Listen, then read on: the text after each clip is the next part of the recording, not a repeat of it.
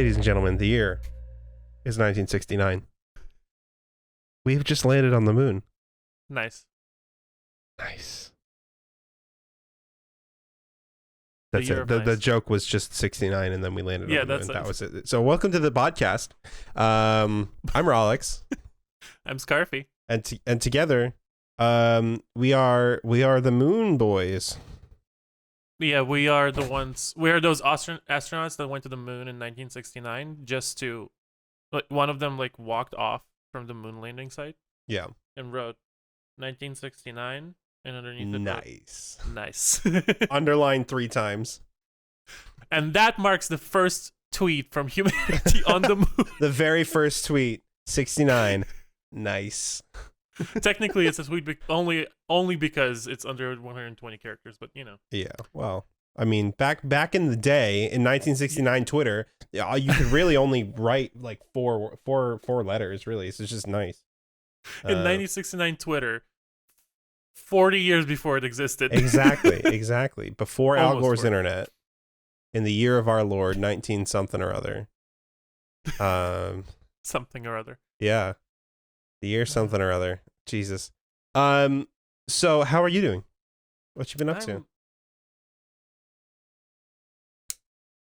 As you can see, my mental state is very low right now. You usually can measure the state of my mental health by how unkempt my facial hair is. Uh-huh. So right now it's pretty unkempt. So That's not that bad. you can I've make seen the your conclusion. facial hair worse.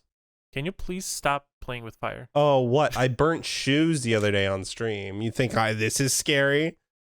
Well, yes. That's valid. That's fair, honestly. But wait. So how did that turn out? I don't think I caught that. It turned out fine. They're downstairs, otherwise I go get them. But basically, so it wasn't necessarily burning as much as it was just like tearing and then burning to keep the threads from going everywhere. But it was really good. So like burning up the loose thing. Yeah. The loose. Exactly. Exactly. the The loose loose thing. fibers. Yeah. Yes. Because burning it is usually the solution. Yeah. But Absolutely. Alas. well, how did it go south so quickly? We haven't even been recording for 3 minutes. Well, you know what? We're killing it. All right, we're killing it. Don't even Listen. just you know, if don't. This is going wonderful so far. Hell yeah. Hell yeah. We haven't posted in how long? 4 months. somebody- We're coming back. No, we We're coming posted back we with- posted last month. I mean, Did yeah, we did. upload that episode? Yes, we did. We Okay. uploaded that Yeah. on the anniversary of the podcast. Yeah, exactly. See, so you know, if you don't.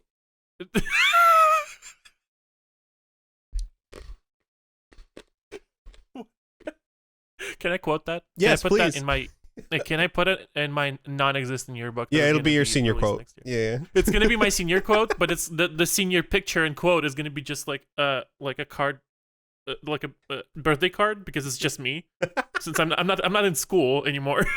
The outside of the card just says just, and the inside says don't, and then it has Don't. a cup of water. Oh my fucking god! Wait, hold on. You just reminded me. I saw this thing. It was the evilest thing I've ever seen. It's a birthday card that plays a song, right? So you get it for somebody, you give it to them, they open it up, they pull the tab, it plays the song, and it won't stop playing the Yes. song, even if you put it underwater. And the only way to get it to stop is to rip it open. But you know what happens when you rip it open? It's full of confetti. Wow! Holy fuck! Whoever made that needs to go to jail. forever. Honestly, like, I don't know what evil was going through their body when they made that, but holy shit, that is next level evil.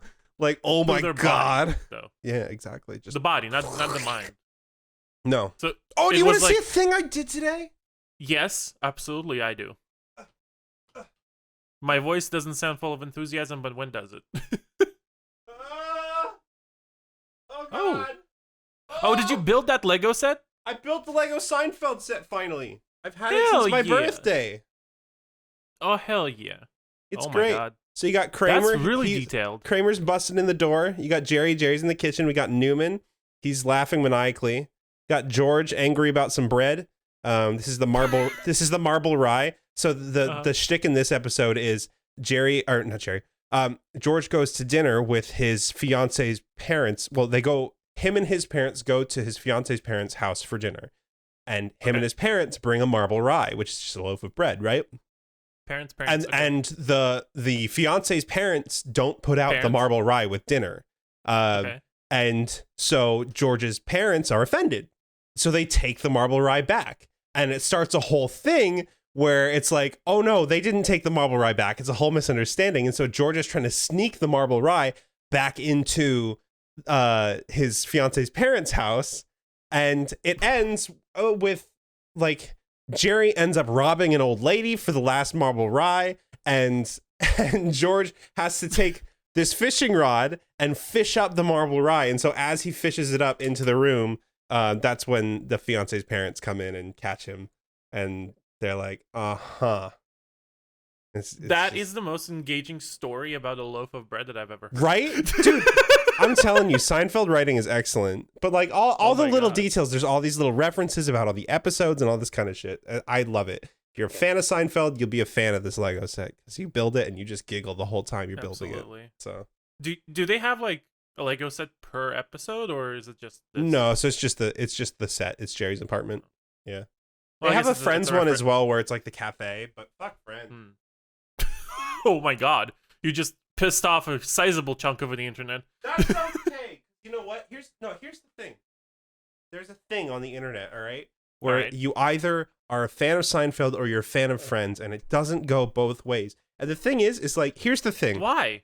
I don't know. There were similar sitcoms at the same time. Friends was a blatant ripoff of Seinfeld, but that's neither here nor there. The thing about Friends versus Seinfeld is in Seinfeld, they recognize that they are awful human beings. They know it.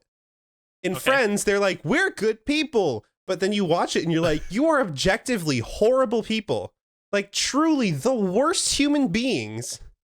And you think you're good, which is what makes it hard to watch because it's like, no, you are bad people. Like really bad people. Oh. Okay. That's caveat. Okay. The only information about the show Friends that I have is from the show The Good Place. Okay, because they mention it so much in there. They do. It's very true. But now that you mentioned that, I think I know why they mention it so much now. Why? Not to spoil anything, but it's also about the people who are bad. The Good Place has been out for a very long time. Yes, the last season came out last year or last spring. Like 2 years ago, bud. Yeah. Oh my god. Came out in 2019. I'm pretty sure it like aired at the end of or at the start of 2019. You just literally plunged me into an existential crisis with that remark. Welcome everyone to Whose Life Is It Anyway, where time is made up and the points don't matter. Whose life is it anyway? And then every time one is made up, and you will have to pull out pieces of paper with written. We're like, talking your destiny. Scenes from a hat. All right. Yeah, the fortune cookies with your destiny, but you never guess when you get them, and they're random, and you never know what is there, but you have to do it. You got to do it. Scenes from a hat. That's life. Go to college and get crippling debt without having any kind of understanding of how much money it's going to cost you. Oh, Sick! Ryan Stiles, you got it, dude. Fuck. That was a little too real. Oh God. But let me add as a bookend to my comments about Friends is that this is my opinion, and is no way me telling you what you should or shouldn't like. It's just me being me. If you've listened to this podcast enough, you know who I am and how I like to, for comedic effect, make broad sweeping statements just to irritate people into sparking conversation. And nevertheless, I, the netizen of the internet, will go on your behalf and harass Jennifer Aniston about her role as Rachel on Jennifer Twitter Aniston now. was the best part of Friends. Jennifer Aniston was the best part joking. of Friends. And God, Jennifer Aniston is still just an absolute smoke show. Like, wow.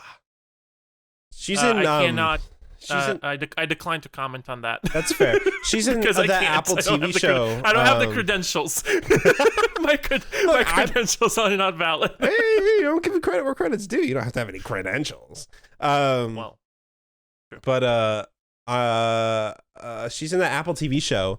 The morning show, which is excellent. Yeah, by I the want way, to watch that. It's very so intense, but it's really good. When I watched it, I watched the entire first season in less than 24 hours, and they're hour-long episodes. I was absorbed. Okay. That's dangerous. Yeah, to me. I was absorbed, dude. It's really good though. I would also recommend Ted Lasso if you haven't watched it. It's no Ted Lasso. It's been shoved in my face at least 10 times as I'm watching TV. But I mean that's fair because Apple TV is advertising the hell out of it. But like, let me give you a quick synopsis of Ted Lasso. It's a show that baits in the sports bros by going, it's a soccer show, and then gets them by surprise when they go, actually, it's a heartfelt, meaningful sitcom style show that you're going to love. That is beautiful. It's so good, dude. Oh my god. You just sold it to me perfectly because you know what other show that is my favorite show that does the same thing? What's that? You have one guess. Is this a good place? Yes. Yeah, fair enough. Well, actually, that's a very good shows point. I ever talk about. What other show could it be? So it's interesting. I hope it's a little touchy for season 2. It's not like it's not a plot point or anything, but at one point, a character has a panic attack in the show. And there was an article written after that episode came out where they're like, I didn't realize I was having panic attacks until I saw it in Ted Lasso and realized that's what was happening to me. And so it's helping all these people that are watching because they're watching like the sports side of it and could maybe care less about the for them it's the filler. Exactly. Or look, they're watching for like the comedy and the sports, right? But then they get to the heartfelt moments and like the serious moments, and then they go, wait, shit. I've experienced this in my real life. I've experienced like everything, my ears start ringing and my breathing gets really heavy and I feel really overwhelmed and I don't know what's happening and I gotta get out of there. Like, it was really interesting. It's a very good show too. Not the process itself. I mean, not the panic attacks, but yeah, the fact that they realize it is wonderful. It's honestly, it's such a good show. Ugh. That is honestly a type of media that I aspire to create. Like, yeah. Oh, I feel that. I'm looking for. I know that if looking for a job right now, I'm going to be working for some company that I probably will not be able to realize those 10 goals cent for a little while. Scarfee for 10 cent. Let's go. Oh my god, no! I would rather drive down to Arizona State Fair, go up to a redneck hillbilly and tell him that I'm gay for him to punch me in the face, rather than do that. I'm not gonna work for Arizona would be a little safer than most states. Yeah, Arizona. I don't know a lot about Arizona though, so I would say Alabama then. That'd be a long drive. Yeah, but that I would rather do that than work for 10 cent. Yeah, is what I'm saying. That's fair. That's valid, dude. I was down in Alabama last week. This is a good time. What's happening? Why is my phone buzzing? Hello? Oh, it's an Amber Alert. Uh-oh. What am I gonna do about it? I'm in my house. Have you seen that TikTok where they're like get Amber Alerts and then everybody? Like running out of the street. Like, okay, silver Nissan like Altima. Go catch it, get it. There you go. There he goes. That's a good one. That TikTok. So let me tell you about my week. Okay, let me tell you. Yes. Not this past week, but the week before. I got this. Right. I got this on a.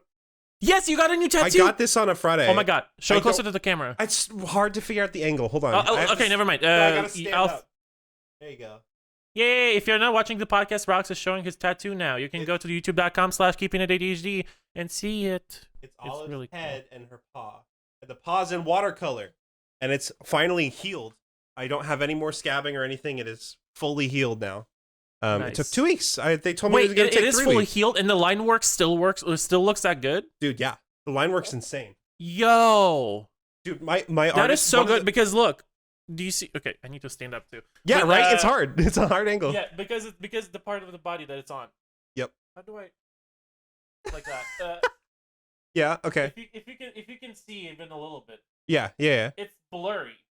Like, well, I mean, that's just gonna happen with bigger blocky black text. yes, but also I realized after I got this tattoo that I went to a tattoo artist in the middle of village of Santa Cruz, but fuck nowhere. So that's probably the reason why the tattoo is not really the great quality. There's also like a chunk in it missing, so it's. I mean, I scheduled this tattoo appointment in June, and I got it in September.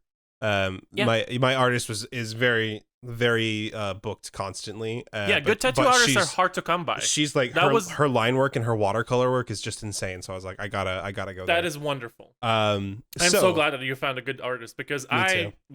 Well, She's I mean, great. my tattoo is also not really that focused on detail, so I don't really care. But it would be good for me to, when I get the next tattoo, to go and touch this up also when I get the pieces around it. Fair enough. Oh, you know what? I was gonna tell about my week, but part of the story of my day after I got my tattoo is a little intense and maybe not great for a lighthearted podcast. We'll talk about it off. Yeah. So I'll give a quick rundown that avoids the heavy parts. So I got my tattoo. All right. Mm-hmm. I got my tattoo, and then I met up with my buddy Eric. You know Eric Gokul. Mm-hmm. Yeah. I met up with him, and we were gonna go see the Front Bottoms. They were playing at a new venue downtown, where you had to be vaccinated to get in, which is awesome, and I love that. What? Front Bottoms. Yeah, it's a great band. Keep going. I'm just looking at the gays watching this. Bless. So we went to go see the Front Bottoms, and we met up with a couple other people, and one of them we kind of split off because it was like roommates and then two other people. It's like my old roommates and then two other people. We kind of split off, and we had a good time. And then after the show, we met back up with the other people, and one of them was just completely wasted. So we like went to a bar around the corner to let her kind of cool down, and while we weren't paying attention, she went and got more drinks, and it was a whole mess. Of course. Anyway, the process of leaving that bar, we left the bar at midnight, and we left the parking lot at about 2:30 because of the entire situation that happened there. It was a lot. Dude, it was a lot. Right. I mean, like the gist of it is she just wouldn't give us her keys. And it just turned the drunk person trying to drive home. Yeah, it turned into a whole thing, and like we were like, no, you're not getting in your car. We got the keys away from her, and then she started running away. It was a lot. But anyway, rightfully so. Yeah. So that next day, I was going yard sailing with my friend at 5:30 in the morning. So I'm leaving downtown at 2:30, driving to my home. I'm sorry. Yeah. And then and then I get up at 5:30 and I'm like, all right, bud, you're gonna have to drive on these yard sailing trips because I'm exhausted. I literally cannot be awake right now. Also, I don't know if you were drinking the night before. I didn't have that much. No. Okay. I drank like a little bit, but not a lot. Because they had the bar we went to. It's called Von Elrod's. It's downtown, right next to the Sound Stadium.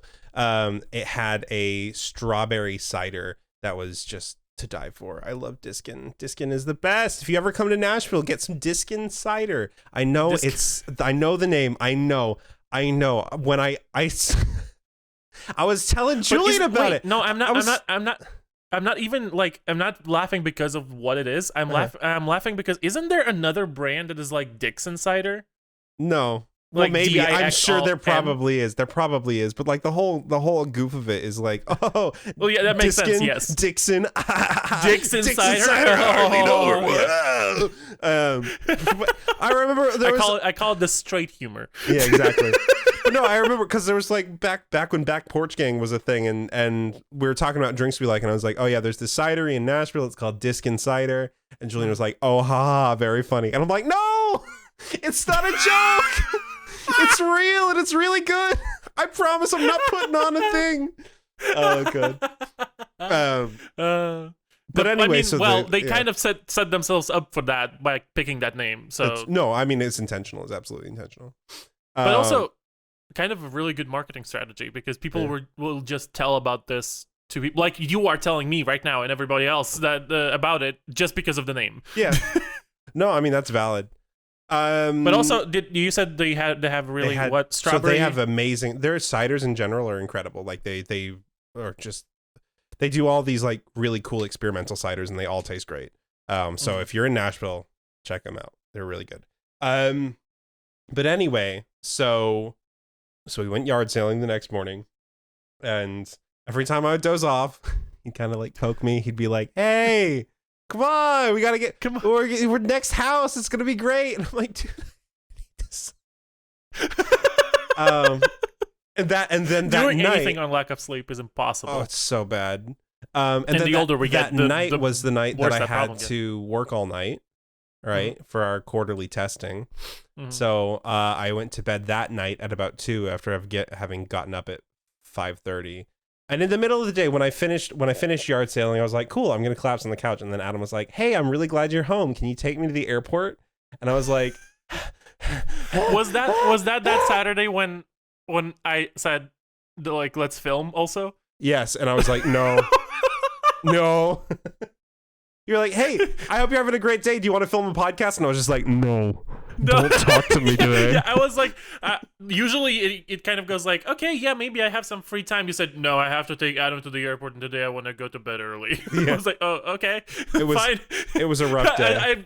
I very quickly realized that something was really off, so I was like, "Okay, I'm just gonna let you do whatever you need to do." Yeah, it was a lot. God, so we did that, and then Sunday was a rest day. I didn't have that much to do, which was nice. So we kind of chilled out. We did our bar trivia thing, which is nice. Monday was fine. It was a work day, and then Monday night I did a charity stream. That was this past Monday. The one with the I already forgot. Soft giving and burning shoes. Yeah. So we did that, and then the next day I had a half day of work. And as soon as I was off the half day at work, I had another scheduled sponsored stream that I had to do, which was great. Actually, it was Unmetal, and that game is really good. Like, not just because I got paid for it. Unmetal is a really funny game, and it's on sale. I'm pretty sure it's on sale right now. It's really good. Go check it out if you like tongue-in-cheek like Metal Gear Solid spoofs. It's the game for you. But so I did the Unmetal stream, and then as soon as I was done with the Unmetal stream, I drove 3.5 hours down to Alabama to go see Bleachers live at Avondale Brewery, which is an outdoor venue. It's great. Also, you had to be vaccinated to get in, which is awesome. Not even like negative COVID test. It's like, no, if you're not vaccinated, you're not getting into the show. And it's like, yeah, let's go. Nice. And while we were there, Alabama of all places. Yeah, right. Too. Well, it was Birmingham. Birmingham is a pretty progressive city in Alabama. So, so we got there, and the brewery had sun-kissed frozen daiquiris, and it was the best thing I've ever had to drink in my life. So sun-kissed, like the soda, the orange soda, right? And it's just a frozen daiquiri, so it has rum. Need I remind you? It was frozen, sun-kissed, and rum, frozen orange soda and rum. That's it. That sounds delicious. Holy God, it was so good. And they gave us like a cup that was maybe like this big, right? Okay. And probably similarly around, and then they overfilled it as well, probably so up to the top of where this water bottle is. So it was a lot. And it was one of those things, I was drinking it, and it was great. I was vibing the music, and it was awesome. And I was like, cool, this cup is empty. I'm going to throw it away. And I turned around, and as I turned around, I was like, whoa, no.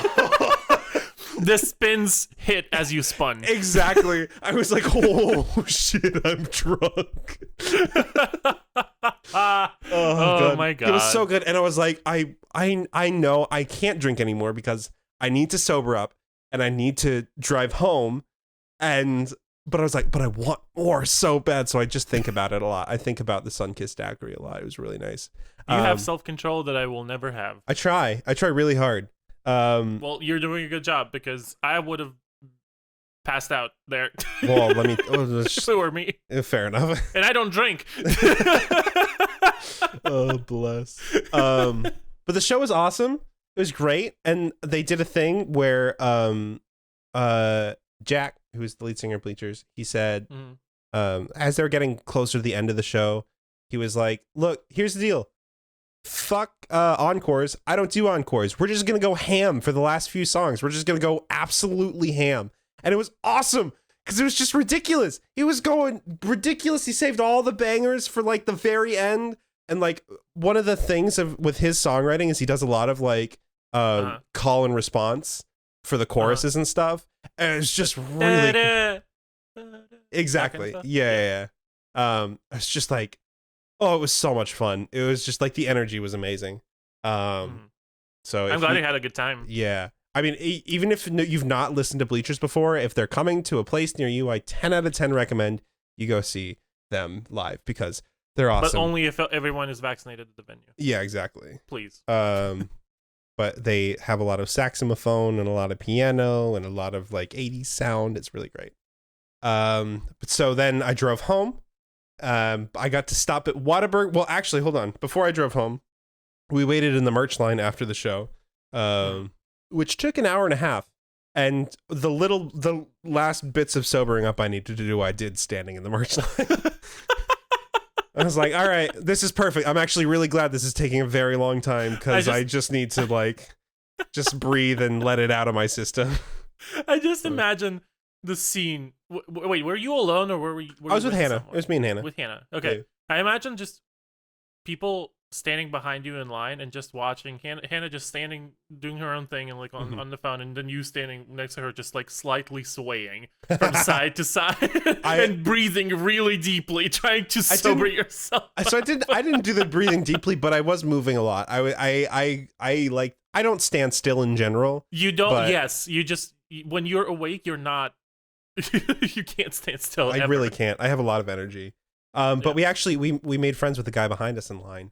And he is an improv comic in Atlanta. He's very funny.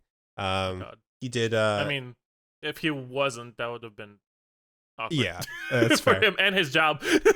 they do like some pretty funny sketches. I don't remember what the Instagram was, but they did one bit where I think the concept was really funny. The execution could have been better. But the idea is he was on trial for being the last remaining Blink-182 fan in America. Yeah, it was funny. It was like he's like, oh, but his responses were only in Blink-182 lyrics, and I was like, okay, this would be really funny. He told me the concept of it, and I was like, that sounds fucking hilarious. And I watched the video, and I'm like, this is funny, but like he was like singing the lines, and it's like it would have been a lot funnier if he just said the lines, so it's a lot less like beating you over the head with the joke. You know what I mean? Because it could be one of those things where you don't really think about it until like you hear one line where you're like, wait a second, that's a Blink line. Yeah. And then you go like, oh shit, this is all Blink lines. So I don't know. I'm a person who's a fan of humor where it's like the more you watch it, the more you get out of it. I like that a lot. Same. I don't enjoy surface humor. Yeah. But like he's a funny dude. It was like it's a funny dude and it was cool though. I say I don't enjoy surface humor, and then in my likes in TikTok there is a video of a bread slice just falling over. So I don't know how much credibility I have on judging humor, but yeah, I do enjoy. I guess my sense of humor is something like I don't really enjoy reference-based humor just because I don't have that much basis for reference. I guess. Yeah, you don't have a lot of the pop culture for the references. Yeah, and I'm also like a more direct, upfront person more than anything. So sometimes the hints and references don't really work with me. I just don't get them most of the time. Yeah. But for me, like it's either like complete surface humor where it makes absolutely no sense and it's all just one thing after another, trying to like to punch you into laughing, you know? Yeah. that was a problematic way to say that, but fucking laugh. Fucking laugh. Violence is not the answer, at least not in comedy. But oh, it could be. Oh my god. Yeah, but it ranges either from complete surface to jokes that are so niche that they like I come across them on my For You page and they like have 2,000 likes, like something like that. Yeah. Like my For You page is at that point where it's so niche to me that almost every single TikTok that I scroll past is like 3,000 to 4,000 likes. Oh yeah. But it's also all very tailored to me, so that's cool. Like I can dig that. I mean, it is cool. to a degree. Yeah. Because it is also a little bit creepy. Because TikTok kind of knows me better than my own parents, and I don't know how to feel about that. Like, I feel that. I feel that big time. Yeah. Oh god. Yeah. Oh, I wanted to tell you. You mentioned alcohol in your story, but also remember the weekend before that when you tried to have us record stuff on Sunday. We tried to do it during the day or something like that. You don't remember, but I tapped out on Saturday and I didn't feel good. Yeah. Remember? Yeah. Well, Had you been drinking? No.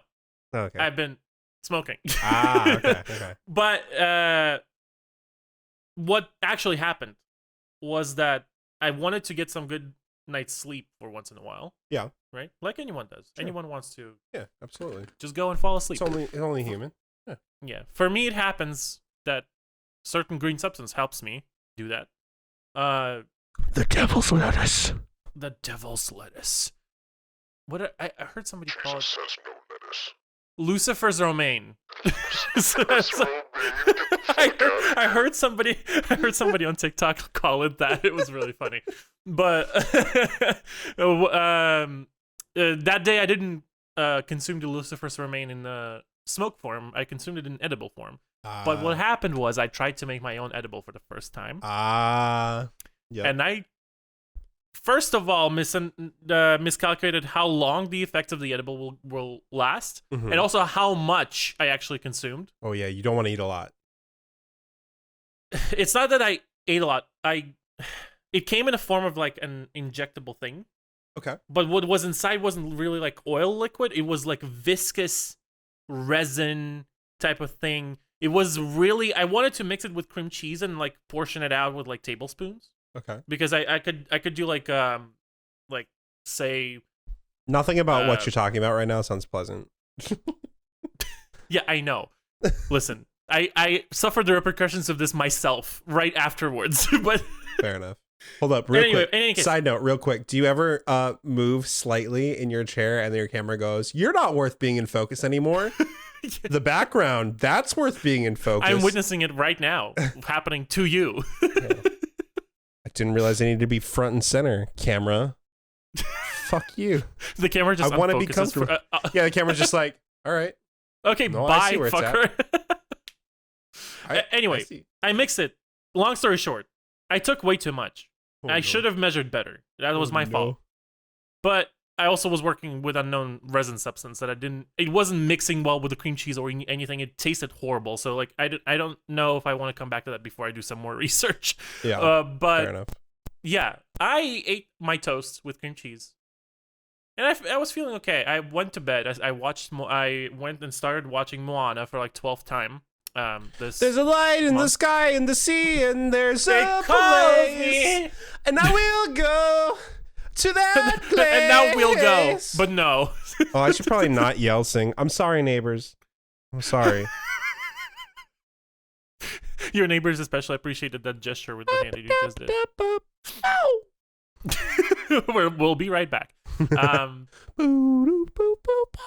wish I could do that, but I would need all of OBS to do that. And it wouldn't work.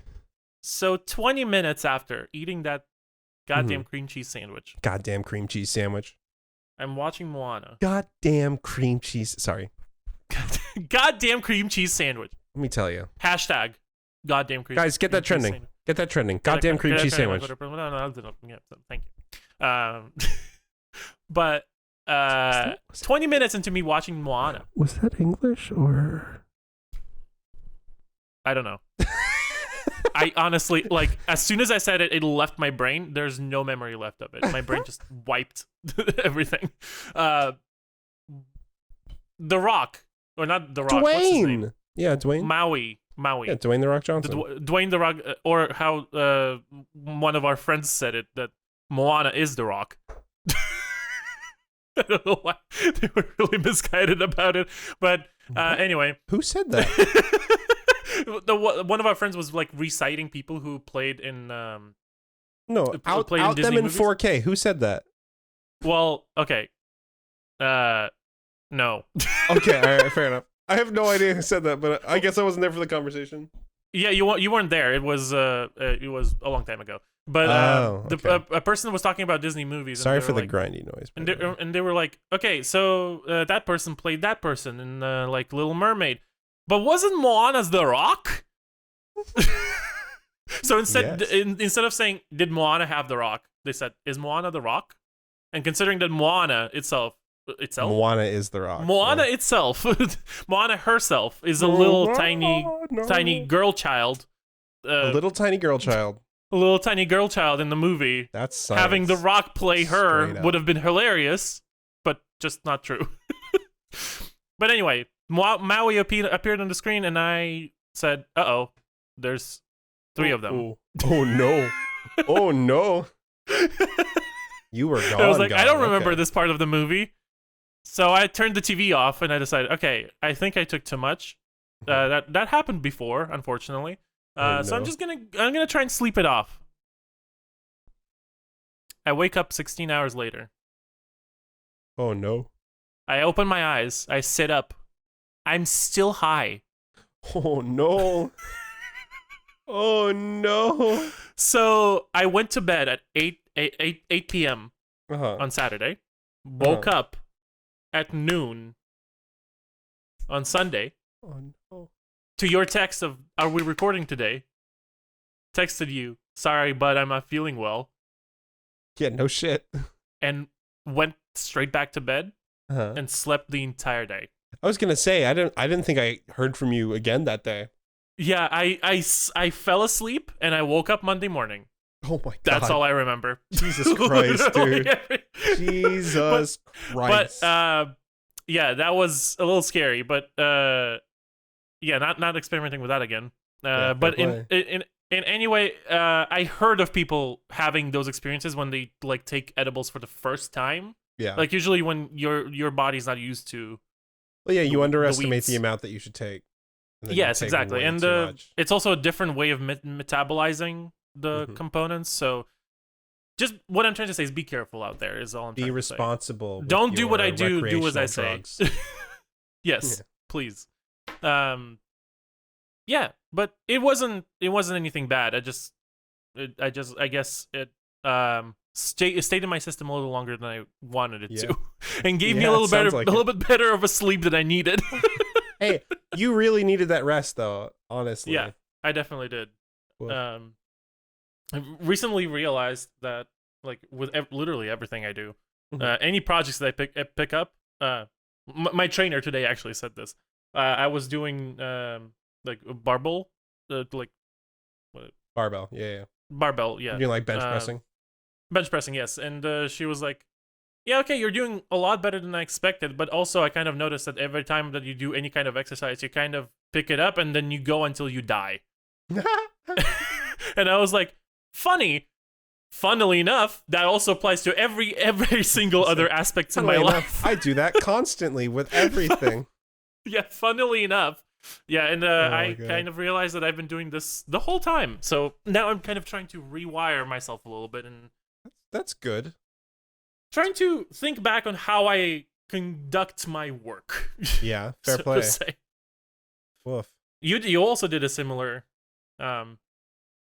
decision. I mean, I'm mostly just like I'm trying to be more intentional with my time because life on Earth is very short, and if you're not doing the things that you want to do, then what's the fucking point, right? So that's what the leftist progressives want you to think. Fuck. I knew it was all Hassan talking points. God damn. And what? Oh, what? He makes money streaming. We'll get to that. Oh, jeez. Oh, God. Yeah, that was today. We're recording on the day that this leak happened on Twitch. No, so my whole thing was I realized that I'm not having fun streaming half the time. So I'm like, if I don't give a fuck, why is anyone gonna give a fuck about what I'm putting out? So I'm taking a break. I mean, I'm going on vacation as well, but I'm taking a break. I'm taking an extended leave of absence from the internet to get my head straight and figure out what it is I want to do. Like you can see, there's There's a guitar here. There's another one here. There's another one here. There's nothing wrong about your hand. There's 3 more over there, and I just want to do things again. I hate feeling rooted to this desk and doing things that are like uninspiring. You know what I mean? Like sitting here and just going, I got killed by a ghost in Faz again. Oh boy. Yeah, makes sense. Like I'm just not having fun doing that anymore. So I'm trying to figure out like what it is that I enjoy about it and what it is I don't enjoy about it, and then just do the parts of it that I enjoy. And honestly, like the parts of it that I enjoy are like shit like what we did last night, where it's just like, who gives a shit what we're doing in Siege? We're just fucking around, and if we win, we win, and if we don't, we don't, and that's fine. Like we had some good games yesterday. Oh my god, yesterday was a blast. Yeah. But I haven't had that much fun in a long while. Right? Honestly, God, we were laughing hard. It was a good time. But yeah, so I'm just like I don't want to live rooted to my desk if I'm not getting fulfillment in here out of it. Yeah, exactly. That's so.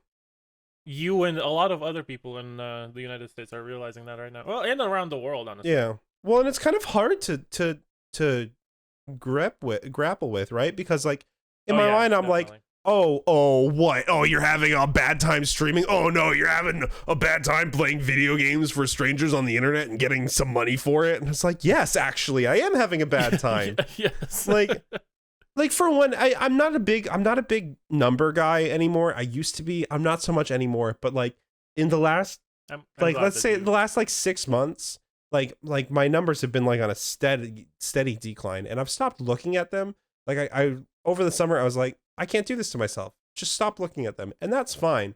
But it's just one of those things where it's like, I know you get a feel for roughly where you think your viewer count is based on the activity of chat. And it's like, it's hard to just like get your brain out of that mindset where it's just like, something I'm doing right now is not connecting with people. And that's fine. There's nothing wrong with that. And it loops right back to, it's like, if I don't give a fuck, if I'm not feeling inspired, why would anybody want to watch? So exactly. So that's where I'm at with Twitch. That is a very healthy thought process, and yeah. I'm glad that you're having it. Yeah, and it's one of those things I would encourage a lot of people to look at just in general about aspects of their life that they might be on the fence about, like, oh, what do I want to do here? Like, what's going on? Does it make you want to wake up in the morning? Do you feel inspired to do it? Are you excited? No? Then work towards making that a situation that you're excited to be in, or work towards removing yourself from it. Yeah. Like, exactly. Those are the two options. Because if you just sit in it, then you sit in it and you're just sad and unhappy, and that's not okay. Like, you don't need to be. You don't need to be sad and unhappy. You can find the things in your life that bring you joy, and follow those. Yeah, I'm glad that you brought this up also, because I noticed that in other people too. Yeah. It's like same thing as I was talking today also to my trainer, who also, by the way, has plans to start streaming on Twitch herself, but who doesn't? I'll tell everybody's going to stream on Twitch that at some point. Yeah. But I noticed that a lot of people get make the numbers their primary source of motivation. Like they get like that one burst of discoverability, or like a one big raid. Yeah.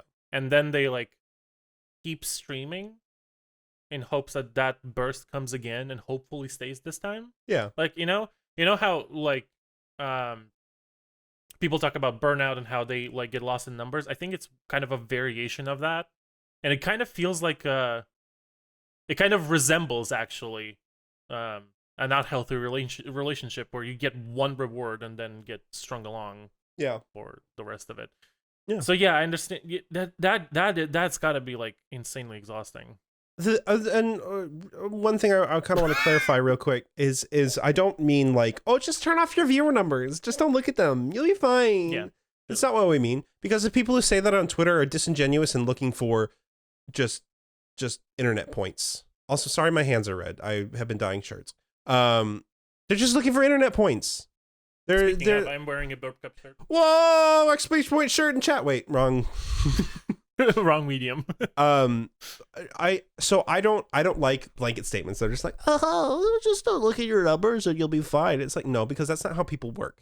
You can't just say, oh, just don't do it and everything will be great. That's like telling somebody who's like going through something and they're like really stressed out and just like, oh, just take a deep breath. You'll be fine. Just don't worry about it. Just don't be anxious. Yeah, exactly. Are you depressed? No. Don't be sad. Don't hope it helped. Are you really sad and depressed? Just take a deep breath, drink some water. It'll get better. And don't be sad. Don't be sad. That's my favorite type Make of the advice. conscious decision to not be sad anymore. Yeah, like, just don't. Circling back to the opening phrase of this episode, if you will. 69? No, the the other one. The just don't. Oh, just don't. Just don't. Yeah, exactly. That's yeah. If you're sad, just don't. That's the quote for today. But I wanted to mention something, and now I forgot what it was. Oh, well, yeah, people telling just like, oh, just turn off the numbers. You already said that that's how not how it works, but also that's because like it is an equivalent of for people who have been seeking like inspiration in numbers. If they just turn their numbers off, like it's not that easy to find a new source of inspiration or a reason to do something. Yeah. So when you turn those numbers off, you're basically taking away the only source of your inspiration, but you haven't replaced it with anything. Yeah, so you're just gonna feel shitty. And that's how people burn out. Yeah. Well, and then there's like some people will be like, "Oh, well, you're building a community, and that intrinsic value in and of itself is all you need." And it's like, okay, yes, that's great. When you build a community, don't threaten me with that's great. Later.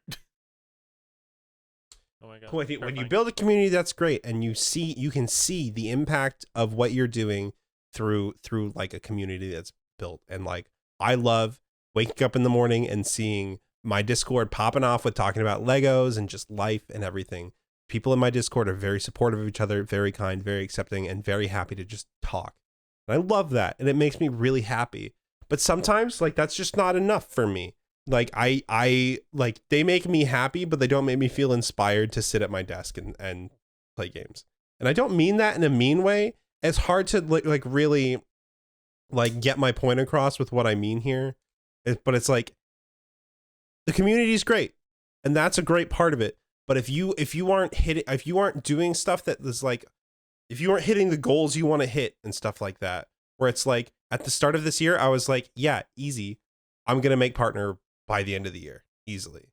And now I'm further than I've ever been, except for maybe when I started streaming from making partner. You know what I mean? Well, yeah, basically what you're trying to say is that the stress of not being able to progress kind of outweighs the support that the community can give. That's exactly any what support I mean. the community can provide. That's exactly what I mean. And it's like, and it's not their fault necessarily, not your fault that's happening. It's no one's fault except the Twitch's terrible discoverability. That's it. And so thank you for always being able to word the things that I'm saying in ways that won't offend the people that are listening. I appreciate you. I feel like anytime I start talking about my experiences on Twitch, I need to be like, listen till the end of what I'm saying before you react, please, because Scarfee will summarize it in a way that is what I mean to say, but don't have the words to say it. Like, oh my god, because I know what you're trying to say exactly, and I know that you're also the same way as me, where I start telling a story and then it turns into 3 stories. I'm telling it at the same time, piece by piece. In no particular order. Yeah. So it's really difficult to follow. The other problem is you turn these lights on, you put the camera on me, and I lose the thread so quickly. Yes. It's a lot. Because it's a lot of things to take care about. It's a lot of input. At the same time. It's a lot of input. And also, never mind the fact that I because I cannot focus on anything, I have Twitter up on another monitor, and Austin tweeted, "There's absolutely no squids in this show and I'm crying," and it made me laugh.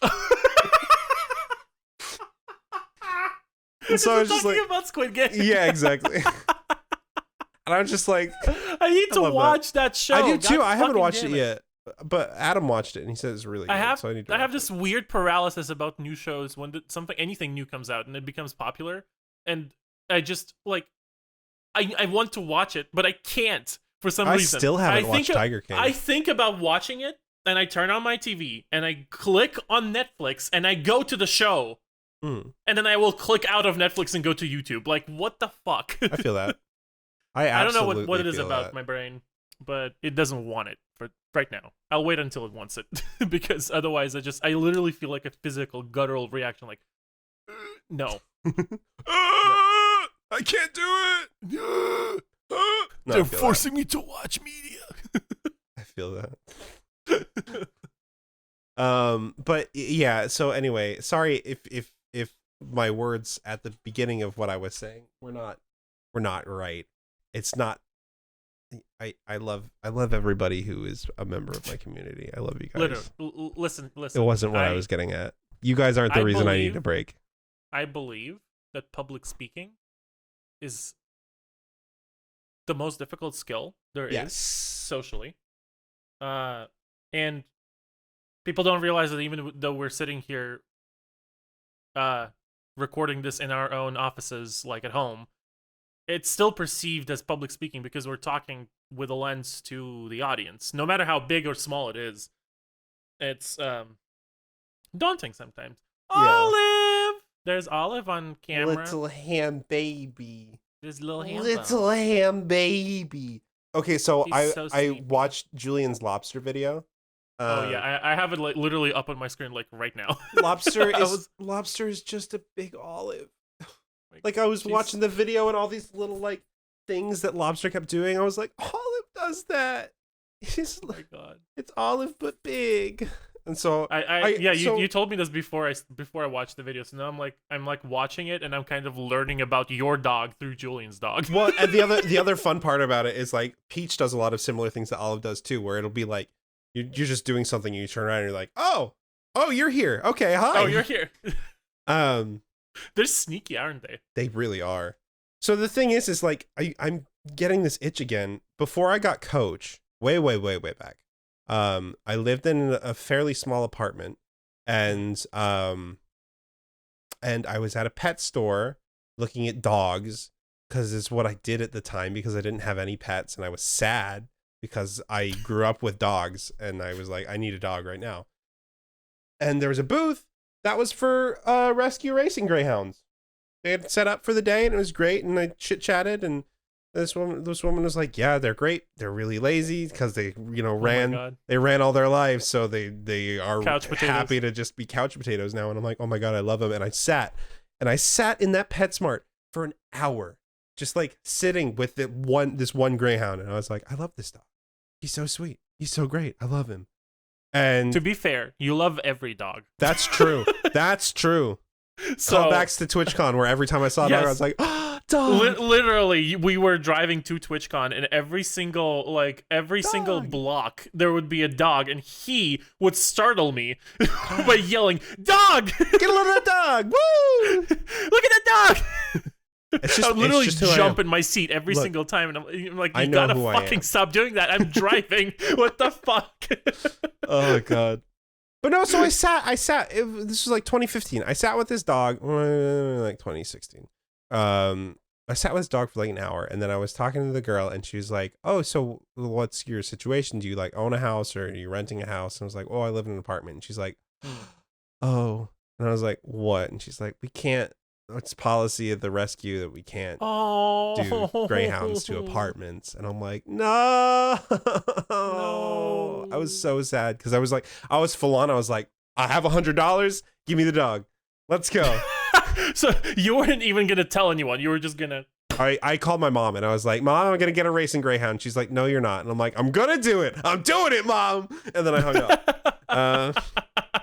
That's how I tell my parents about everything. That's how I told my mom I was getting Olive. I was like, Mom, I'm adopting an Iggy, and she was like, no, you're not. And I'm like, I'm gonna adopt an Iggy. I'm doing it right now. I'm on the phone with the breeder right now, and they say they'll give her to me, but they're for some reason gonna give me a life. Here's the life. Take care of it. Life. And I was like, all right, I'll do it.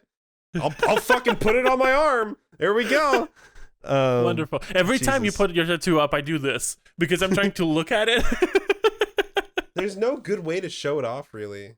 Well, for the camera, usually when a person shows you, just put the exactly. arm forward. You just go like, yeah, I love that. But anyway, so I watched. These are your first 2 tattoos, so you're gonna be getting used to the people coming up to you and saying, "Oh, what does that tattoo mean?" Yeah. Well, yeah. At least it's straightforward. It goes, yeah, dog, paw print. Put the pieces together. Yeah, not mine. There's a J3. What the fuck is a J and why is it cubed? J. Jonah Jameson. Jonas Brothers. Should I start saying that? Wait, hold on, Scarfee. Can finish this sentence. I want pictures of. Okay, so it's not J. Jonah Jameson. Okay, that's fine. No. Okay. if your tattoo stood for J. Jonah Jameson, you'd want pictures of Spider-Man. Oh my god. How the fuck did I not see a Spider-Man joke coming? I don't know. With the Daily Bugle in the background. From one of the biggest Spider-Man fans in the world. Yeah. Jesus. Oh, I don't want to spoil it. Oh, no. So don't. Let's end the podcast right here. No.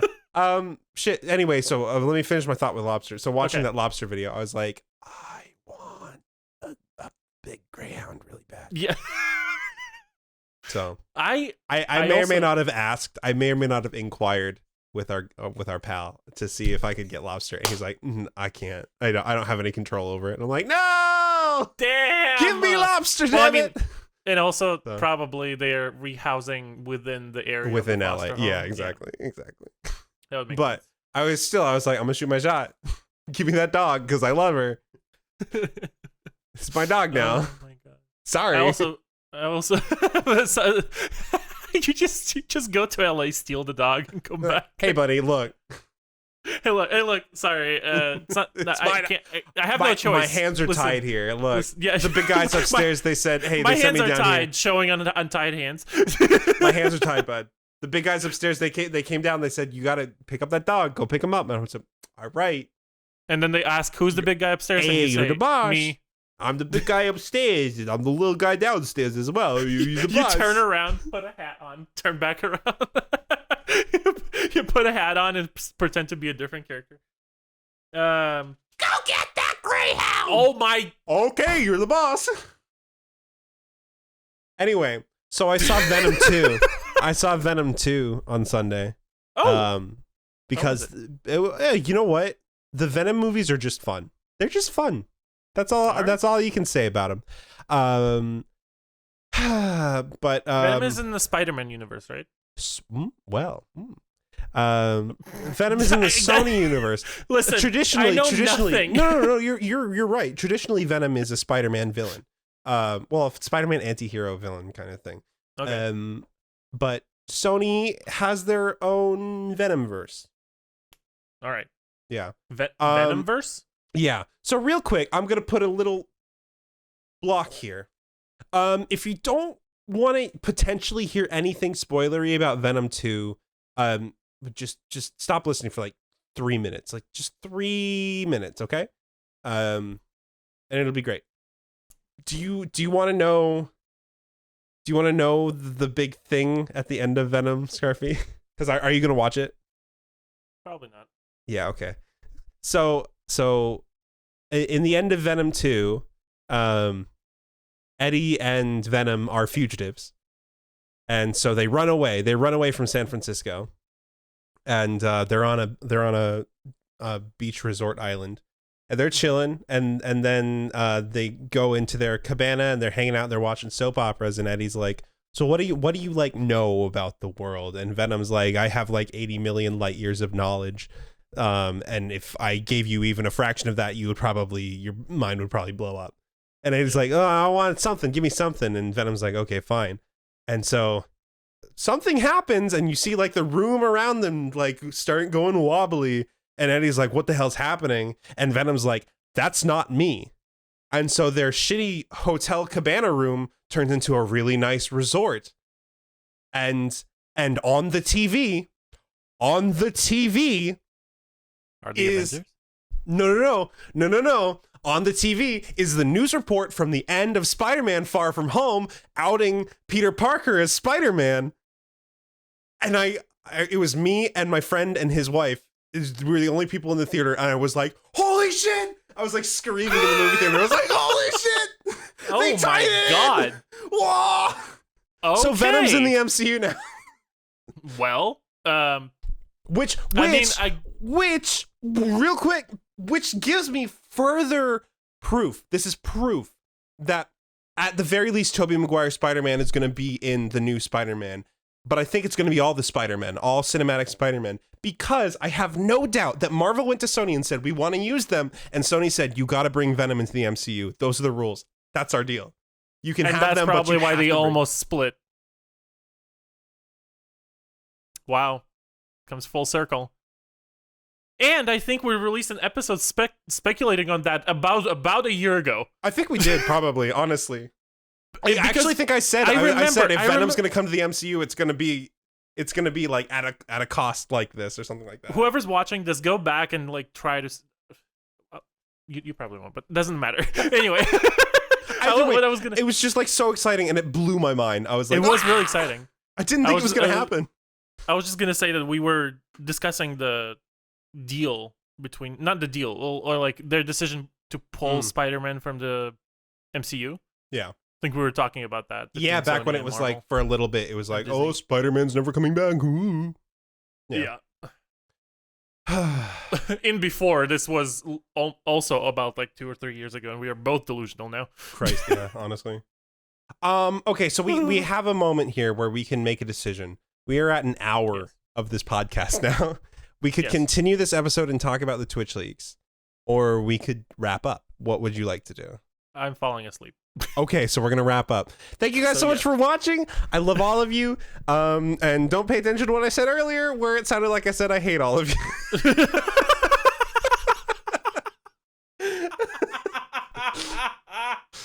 Oh, God. You know what that's giving me? What's that? No, I'm not gonna go there. Never mind.